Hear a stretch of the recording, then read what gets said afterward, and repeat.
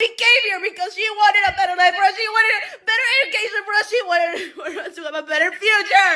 And now this is all gonna be taken away because of him. Because of that stupid, oh my God, stupid felon. He's a felon. He's a villain. He's a felon. How about we all mass deport Republicans and MAGA and keep the illegals because they know how to treat people, unlike MAGA. They sure do know how to treat people. Oh no. Oh no. Leonel Moreno, a.k.a. the freeloading Venezuelan welfare king, has been deported. We told you about Moreno last year when he was trying to become a migrant influencer, mocking Americans while living large off the government dole. Les duele. You're hurt because I make more than you without much work, while you work like slaves, understand? That's the difference between you and me. I'm always going to make lots of money without much work, and you're always going to be exploited and miserable and insignificant. Hope you enjoyed the Biden bucks while they lasted. That's not all, though. Lionel apparently caused a scene on the flight back to Venezuela, and officials had to move him to his own section of the plane with extra security. I assume there was no in-flight movie either. ACLU is probably suing. Too bad. Adios, amigo. Leonel Moreno, a.k.a. the Venezuelan welfare king, is finally being deported back to Venezuela. He and his wife came here under the Biden administration, and then from here they went up to Canada, and then I guess he decided that he wasn't getting enough freebies in Canada, so then they came back to America, where they dropped a baby. And this guy started making TikToks and had a lot of big TikTok success, talking about how and flaunting that he was able to make all this money off of TikTok and continue to receive welfare benefits from the United States, and was essentially making fun of Americans and how stupid we were for allowing this to happen in the first place. But if that wasn't enough, he also started encouraging people to squat. Una casa en United States. In his most recent controversial TikTok video, Moreno is telling his followers to avoid living on the streets in the United States. They can, quote, invade empty homes and live there, saying under U.S. law, if a house is uninhabited, it can be seized, referring to squatting rights in our country. That video garnered almost 4 million views. As we have more migrants moving into cities, more homelessness, we are going to see more of it, more squatting. James Burling is a property rights attorney. But they're talking about all the advantages that you can get from squatting. It's inevitable that it's going to increase. In past videos, the illegal migrant bragged that he came to the United States to vacation and now lives off U.S. taxpayers because he had a child in this country. He also tells his followers that he waits for Americans' hard-earned pension checks to come in every month. But this recent video on squatting is making headlines as Moreno tells his comrades that if they fix up an abandoned home that is deteriorated or in bad condition, they can get credits when the properties are sold. While Burling says that is not the case, the misinformation is now out there. Well, I think publicity, like what we're seeing in TikTok and viral videos of that nature, are going to magnify the idea that squatting is an alternative to not having enough housing. And all this ridiculous behavior garnered so much attention that even the Biden administration was going to deport him. And when the Biden administration was about to deport him, he made this video. I am in danger of deletion in the United States. I need protection. I'm being persecuted in the United States. And the Biden administration was allowed to deport him because when he came back into America from Canada, Leonel was enrolled in ICE's Alternative to Detentions program, but he never checked in and showed up for any of the hearings, which made him officially an illegal at that point. And illegals aren't allowed to have pew-pews in America, and then he started making all this crazy pew-pew content, which put an even bigger target on his back. The Venezuelan welfare king, who's been taunting us about milking our handouts and threatening to squat in our homes, was nabbed in Ohio, and now he could be facing charges. Which one do you like more? This is the safety. I'm taking this one. Now, even though an Obama judge ruled it was legal for migrants to possess, I don't think the ATF agrees. Good luck in prison, welfare king. Sleep tight.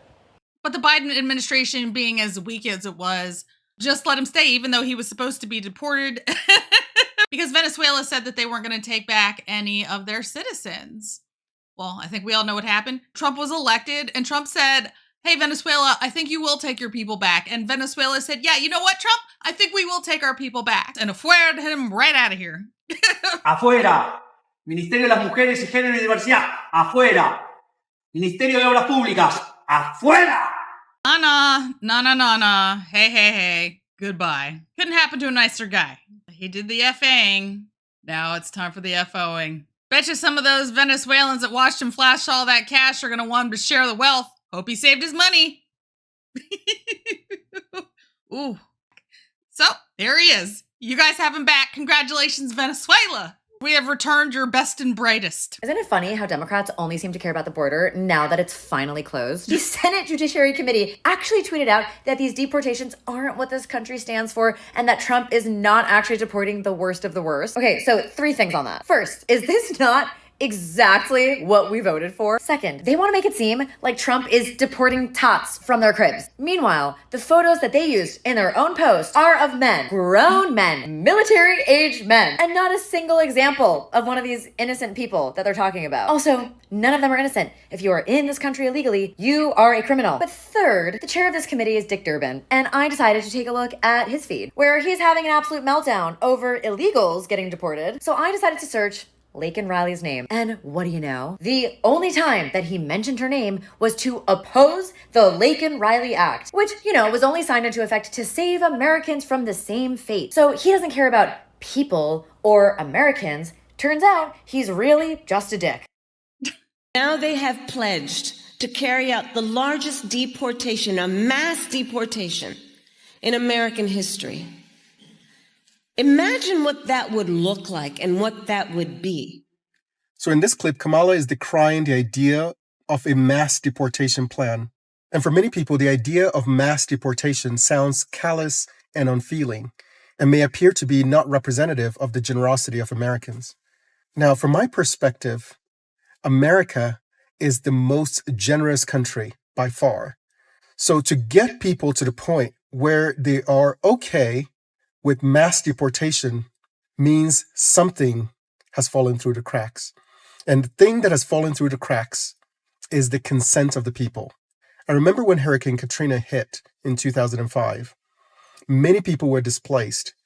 And I remember Americans opening their homes, especially in Texas, to strangers who had been displaced by the hurricane in Louisiana. Many people opened their homes because of their own generosity, not because the government ordered them to. And every time there's a natural disaster in America or anywhere in the world, Americans rally together and show their generosity. So to get Americans to the point where they're open to mass deportation, that tells you that the government did not seek the consent of the people in allowing the mass influx of immigrants, illegal immigrants in many cases. Imagine waking up in your town and seeing that the government overnight has dropped thousands of people onto your streets without any care on the pressure that puts on the infrastructure of the city. Imagine waking up and finding your community centers, your hotels, your schools overrun with migrants without your consent. This is how you manufacture hate. This is how you manufacture. Because most people will not be okay with waking up in the morning and finding their home filled with strangers, placed there without their consent. So the question is, if the government and the Democrats who have allowed this understand that by doing this, by bringing in thousands of migrants without the consent of the people, they will engender dissatisfaction. Why are they doing it? Unless it is their plan to sow chaos. And then they turn around and accuse the people who have been displaced of being xenophobic. Americans are generous, but the generosity of Americans has never been due to government diktat or coercion. It has always been voluntary and genuine. The fastest way to create hate, the fastest way to turn people against their fellow man, is to force them into a corner. Here you are, Leroy. Okay, Leroy. Okay. Be sure to like, share, and subscribe. Thank you for tuning in to another episode of Red Dawn Daily with your host, me, Dawn Marie, and sometimes Leroy. Hey, Leroy. Hey, Leroy. You're a good boy. Oh, good boy.